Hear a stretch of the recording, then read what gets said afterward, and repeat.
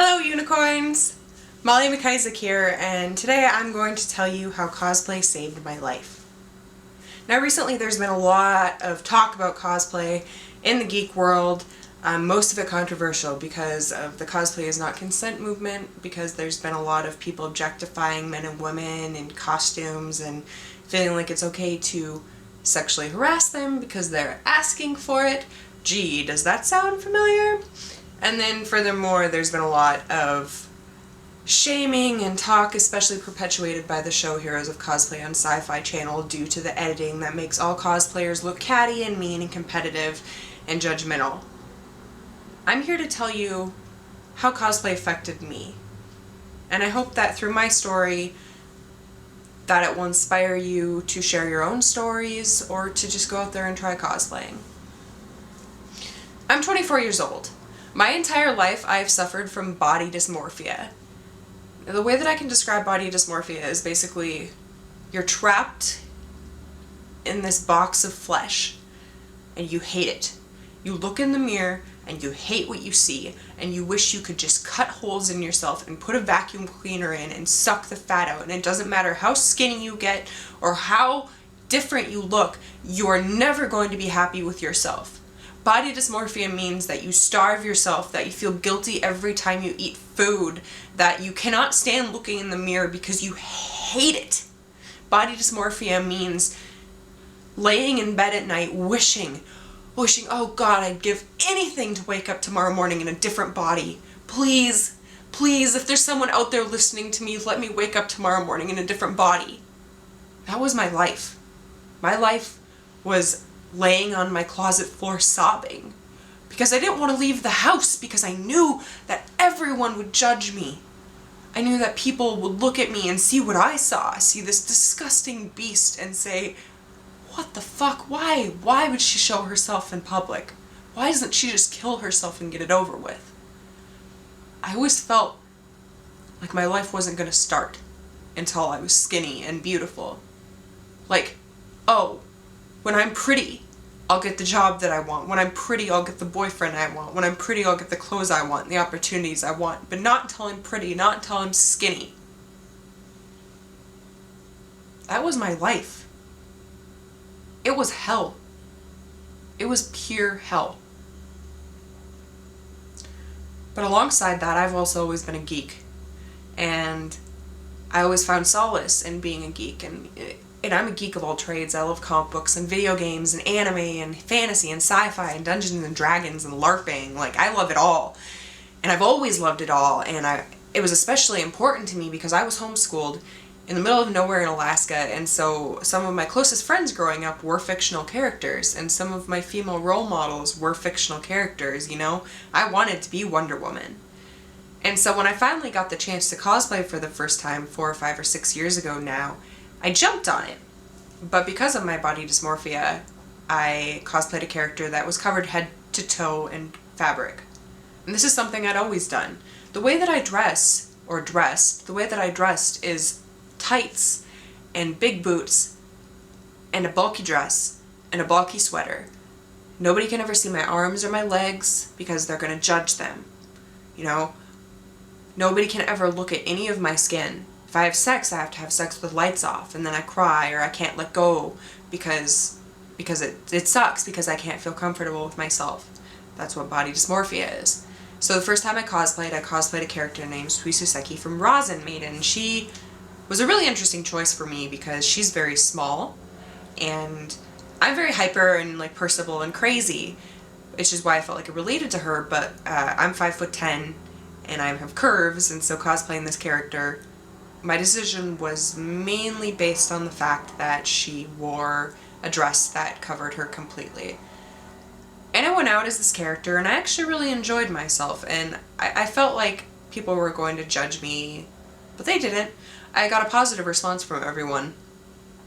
And so I started to feel a little bit better, and I started to cosplay a lot more, and it was really exciting to me to dress up as these characters that I loved and embody them, and have little kids call me by the character's name, or fans call me by the character's name, and it was able to like let me let go of myself for a while and become that character.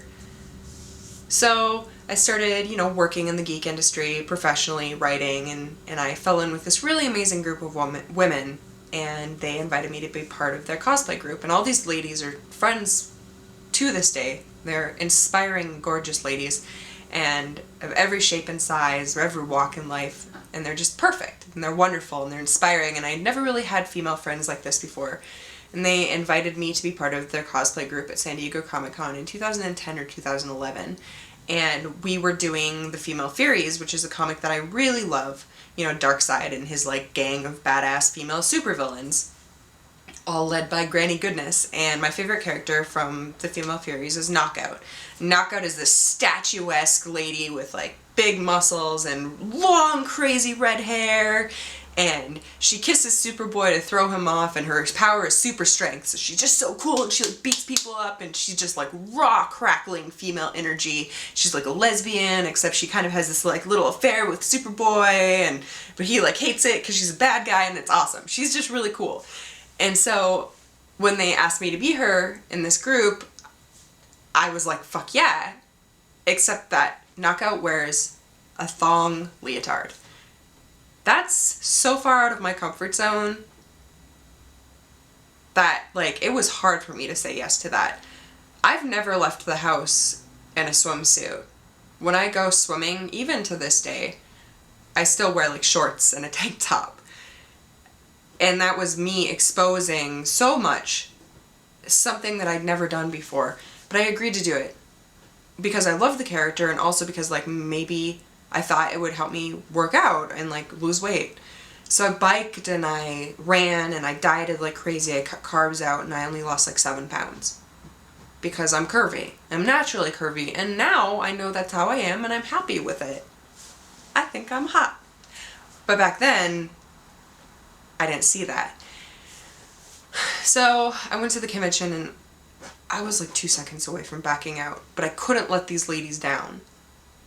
So that day I put on that leotard. I put on like 2 pairs of tights so nobody would see my cellulite. And I went out on the convention floor, and I have to tell you, I've never been that scared in my life. I was so convinced that every single person was going to look at me and say, oh my god, what possessed her to do this? What is wrong with that disgusting girl? She's so fat, she's so ugly. But I went on the convention floor, and something really amazing happened. I started liking myself. I was standing there amidst all of these cameras and people taking photos of me and people telling me that I was the perfect knockout. And their words didn't sound like lies to me anymore. I was finding strength through embodying this character that I had sought strength in the past. I was absorbing her badassery and her strength by dressing up as her. And it wasn't the validation from the other people, it was my own self-validation. I had challenged myself, I had gone out of my comfort zone, and nothing bad happened. Everything good happened. I was so happy. And that night I went back and I looked in the mirror, and I didn't hate myself anymore. How did that happen? So since then, I've dressed up as many strong female characters, Dark Phoenix and Black Widow and Wonder Woman in different incarnations, and each time I dress up as them, each time as I embody these strong female characters, I become stronger and I love myself more. I don't feel guilty eating food anymore. I don't starve myself anymore. When I look in the mirror, I like want to high-five myself. I cured this lifelong hell that I had been in by cosplaying. Do you know how intense that is? So if you want to cosplay, but you think that you're too fat or too skinny or too short or too tall or not the right race, or if you're a boy who wants to be a girl or a girl who wants to be a boy, it doesn't matter. If you love that character and you want to be that character, you dress up as that fucking character. Fuck everyone else. Fuck what anyone thinks. Fuck what you think people are going to think. If you love it and if you love that character and if you want to cosplay that character, cosplay that character. Haters be damned. Because cosplay saved my life, and I bet it could save yours too. So that's my story. Subscribe to my channel because I'm going to be making a lot more videos like this, discussing my experiences in the geek world and talking about how it's okay to be feminine and still be a geek and all sorts of awesome topics I have in the future. But in the meantime, subscribe and also make video responses or send me messages and let me know how cosplay or being a geek helped you or how it didn't help you. I want to hear your stories. Just know that I admire and I look up to every single person who ever wears a costume because that shit is brave and beautiful, and you're brave and beautiful. I love you, unicorns. Till next time.